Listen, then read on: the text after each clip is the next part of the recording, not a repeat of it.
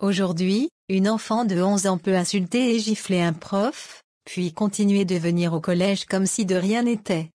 C'est honteux. Alors que la sanction aurait dû être exemplaire, la gamine est juste exclue 8 jours et on va la changer de classe, indigne un père d'élève, commentant ainsi une décision du conseil de discipline du collège François Raspail. Scandalisée aussi, la fonctionnaire victime de l'agression, qui dénonce: cette sentence dérisoire par rapport aux faits prouve bien que le système scolaire dérape. Il n'y a plus d'interdits, plus de cadres. Nous sommes des enseignants, pas des travailleurs sociaux.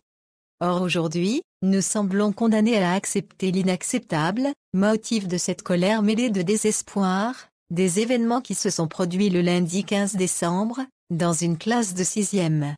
La professeure raconte: pendant que je faisais mon cours, une élève a brandi un papier où elle me traitait de P et de S. Je lui ai ordonné de quitter immédiatement la salle. Alors que je rédigeais le mot d'exclusion sur son carnet de vie scolaire, elle m'a asséné une gifle de toutes ses forces sur la joue gauche. Je ne m'y attendais pas. J'ai reculé et j'ai été tellement choquée, que je me suis mise à pleurer.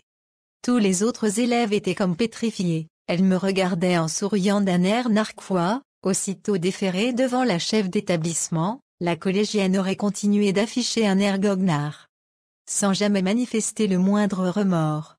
Motif de dégoût supplémentaire pour la prof de maths, la jeune adolescente avait prémédité son acte, puisqu'elle l'avait publiquement évoqué quelques jours auparavant. Cet enfant de 11 ans, qui ne parle quasiment pas le français, qui vit dans un particulièrement milieu défavorisé et qui est rejeté par ses camarades à cause de son comportement, mérite une seconde chance. D'autant qu'elle a été poussée à agir par les autres élèves, à juger le conseil de discipline, aux grandes dames de nombreux parents, qui ne manquent pas de poser le problème du manque de moyens et de solutions mises en œuvre pour traiter ce type de cas.